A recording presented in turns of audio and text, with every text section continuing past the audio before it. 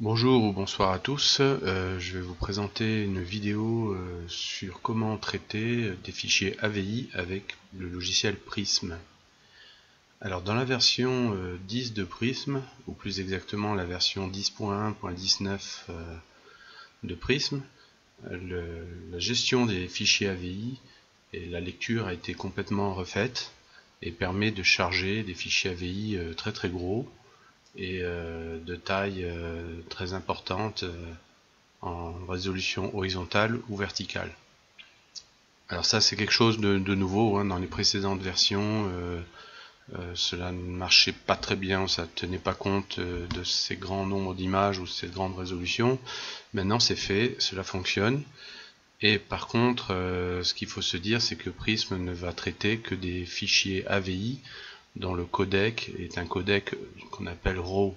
C'est-à-dire que si votre fichier AVI a été enregistré avec un codec de type DivX ou XVID ou un codec qui utilise de la compression, le traitement des AVI ne s'effectuera pas et vous aurez un message. Il est conseillé d'acquérir les fichiers AVI avec des codecs RAW.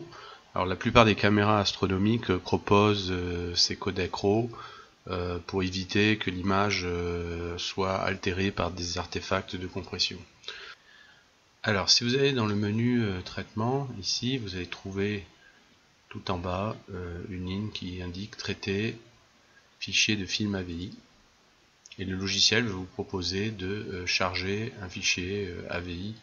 Vous pouvez le trouver dans un répertoire de sauvegarde. Donc ici nous avons un fichier AVI que nous allons utiliser pour cet exemple là. Alors c'est une image, voilà, c'est une image du soleil, d'une tache solaire qui a été faite avec une lunette de 400 mm et une simple caméra d'imagine source, une DMK 21 ou 31. Alors ce que vous pouvez voir, vous voyez ici à gauche le nombre de trames que vous avez dans cette séquence vidéo. Donc là on a 1000 trames. Et ce que l'on peut faire, c'est regarder l'image trame par trame. Alors évidemment ce que vous pouvez remarquer, c'est quand je fais défiler ici, selon les trames, il y a des images qui sont floues à cause de la turbulence et d'autres images qui sont beaucoup plus nettes. On le voit très clairement. Alors si vous allez dans l'onglet affichage qui est juste à côté, vous pouvez ici faire glisser le slider ici et voir rapidement, inspecter rapidement la séquence et voir des images qui sont parfois très nettes. Alors que va faire le logiciel? Le logiciel fait entre autres choses des extractions d'image par image. Vous avez ici, dans cette fenêtre ici là, une boîte d'outils qui va vous permettre d'extraire une image après une autre, de la convertir en fichier FITS ou BMP, d'effectuer même un fenêtrage dans l'image et de sauvegarder que cette zone là. Alors ce qui nous intéresse ici, c'est pas vraiment ça. Ce qui nous intéresse, c'est de prendre cette séquence des 1000 images, que le logiciel trouve dans ces 1000 images les meilleures images possibles et les additionne. Alors avant de les additionner, il va aussi les recaler. Donc je vais vous montrer comment effectuer ça avec Prism 10. Alors c'est relativement simple. Bien sûr, il existe d'autres logiciels dans le commerce, ou pas dans le commerce, qui le font, mais dont je trouve qu'ils sont un peu moins intuitifs, un peu plus, disons, un peu plus compliqués à utiliser. Alors par exemple, ce que l'on va faire, on va aller dans le troisième onglet qui est addition et traitement des trames. Donc vous avez ici un bouton sélection best of qui va effectivement sélectionner 20% des images, des 1000 images, donc 20% de 1000 images ça fait 200, donc il va vous sélectionner les 200 meilleures images de cette séquence. Alors ce qu'on peut faire, c'est ici, on voit deux carrés, on voit un carré jaune et un carré blanc. Donc on va s'occuper du carré blanc qui va définir la zone de calcul de netteté. Alors par exemple, je vais prendre la souris ici, puis je vais définir cette zone-là. Alors évidemment, si c'est sur la Lune ou sur une planète, vous aurez intérêt à prendre la zone où se trouve la planète. Donc là, j'ai défini une zone qui qui va vous permettre de faire le calcul de la netteté dans cette zone-là. Alors évidemment, il ne faut pas non plus que ça se balade dans toute l'image.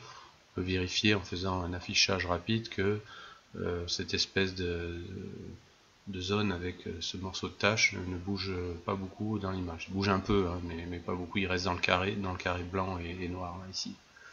Donc ça, je l'ai défini en utilisant la souris. Hein, vous cliquez là, ici, puis voilà, vous ouvrez votre zone, là, puis là vous relâchez le bouton de la souris. Et là vous retrouvez les coordonnées qui sont affichées ici, dans le coin, en haut à gauche de cette fenêtre.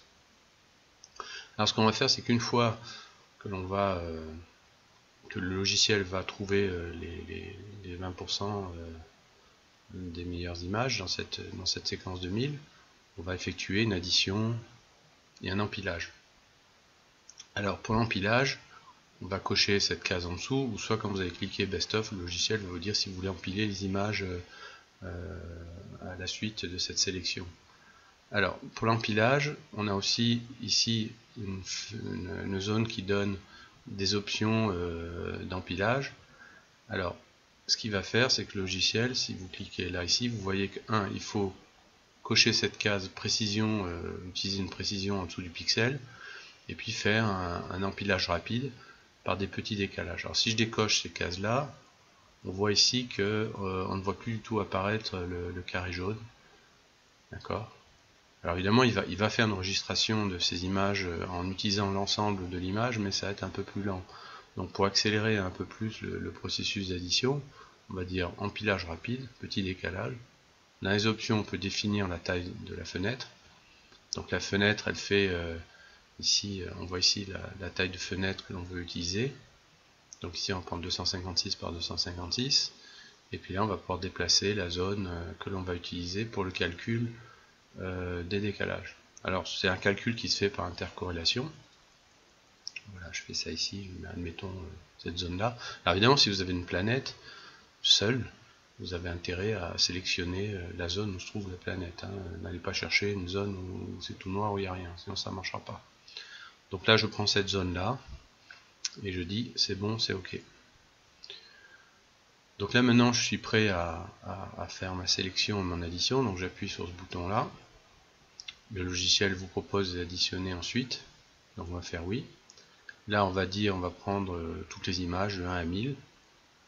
Et là c'est parti. Donc il y a un calcul qui se fait, et il y a un calcul qui donne un nombre, qui est une entropie, qui est en fait plus ce nombre est élevé, plus l'image est nette, on va dire. Alors le calcul s'effectue, et selon la taille de la zone de netteté, le nombre d'images prend plus ou moins un certain temps, mais là c'est relativement rapide.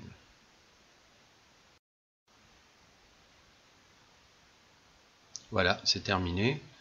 Donc les meilleures images ont été trouvées et sélectionnées. Donc là on les voit, ce sont les images qui sont cochées ici, on en voit quelques-unes qui sont cochées. Bon, donc les 200 images sont prises l'une après l'autre et sont additionnées les unes avec les autres, avec évidemment une prise en compte du décalage entre les images. Alors c'est un décalage ici qui est dû à la turbulence, hein, qui fait un effet de type tilt dans l'image. Alors voilà, une fois le traitement terminé, vous avez ici le résultat qui s'affiche dans une fenêtre séparée. Alors on va pousser celle-ci, voilà le résultat. Alors on voit qu'il y a une zone un peu perdue sur les bords, hein, c'est normal, hein, il y a une zone qui ne recouvre pas la totalité. Avec les mouvements, on a de la perte sur les bords. Et maintenant ce qu'on peut faire avec cette image là, on peut maintenant appliquer, alors vous allez dire il y a des images qui sont plus jolies dans la séquence, mais là ce qu'il faut voir c'est que vous avez additionné 200 images, donc vous avez un rapport signal à bruit qui est augmenté de racine de 200, donc environ une quinzaine de fois moins de bruit. Alors maintenant ce que je peux faire c'est aller dans traitement, et là je peux faire par exemple un masque flou sur l'image. Alors voilà, je fais un masque flou. Alors ici j'étire pour voir un peu mieux. Là je peux me balader effectivement dans la zone, et puis là ce que je peux faire c'est augmenter le facteur de force, et ici ce qu'on appelle le sigma en fait, et puis ça c'est l'amplification du masques flous. Alors on peut comme ça optimiser parfaitement la force du traitement. Alors on va faire ça par exemple. Alors après évidemment c'est personnel, hein. Ces réglages sont complètement personnels. Alors ici il ne s'agit pas d'image stellaire, donc on peut décocher cette case. Admettons je déclare que ce masque flou me convient, je fais OK. Et là voilà, j'ai l'image résultante. Alors que je peux après travailler en seuillant un peu, et puis vous voyez que l'image résultante est infiniment bon, c'est une image assez spectaculaire et infiniment meilleure que les images que l'on a eues dans la séquence. Alors une autre chose qu'on peut faire aussi, si je reviens en arrière, voilà, je peux aller dans traitement, et puis aussi je peux faire des ondelettes. Alors une ondelette, on peut faire il y a 3 formes d'ondelette, on va prendre la troisième, on va dire qu'il y a 5 plans, on peut faire 6 plans, on peut déclarer 6 plans, on fait OK. Et là, qu'est-ce qu'on a? On a une ondelette, en fait, ça découpe l'image selon les fréquences spatiales, hein, c'est-à-dire selon la taille des détails. Hein, donc là, vous avez le plan 1 va comporter des détails très fins et le plan 6 va comporter des détails plus grossiers. Alors ici, avec ces petits curseurs, ici, je peux voir ce que ça fait sur l'image. Vous voyez ce que ça fait sur l'image, c'est relativement agréable. Alors évidemment, je peux faire l'inverse, hein, je peux aussi les enlever. Donc là, je vois les détails fins de l'image. Alors évidemment, si on pousse le curseur trop loin, on arrive à faire sortir le bruit, ce qu'il faut vraiment éviter. Alors ici, je peux faire par exemple ça, ici et là, comme ça, ici au fond, voilà, ici, comme ça, comme ça. Voilà, donc en fait, vous pouvez jouer sur les curseurs, voir l'effet que ça a sur l'image. Alors ce que vous pouvez même faire, c'est changer de contraste. Ici, si j'appuie sur le bouton changer de contraste, je peux ici déplacer et aussi changer la luminosité et le contraste de l'image et voir ce que ça fait en fonction des décalages que j'ai fait là sur mes plans d'ondelettes, hein, sur mes 6 plans d'ondelettes. Alors je suis content, donc je fais OK. Voilà, et là j'ai une image finale qui a été traitée. Alors ceci fonctionne sur des images du Soleil, de la Lune, des planètes comme Jupiter, Mars, Saturne et pourquoi pas Uranus ou Neptune. Donc on peut appliquer ces traitements AVI de cette façon-là. Et vous voyez, c'est relativement simple et efficace. Voilà pour cette petite vidéo et je vous remercie de votre attention et à bientôt pour une prochaine vidéo.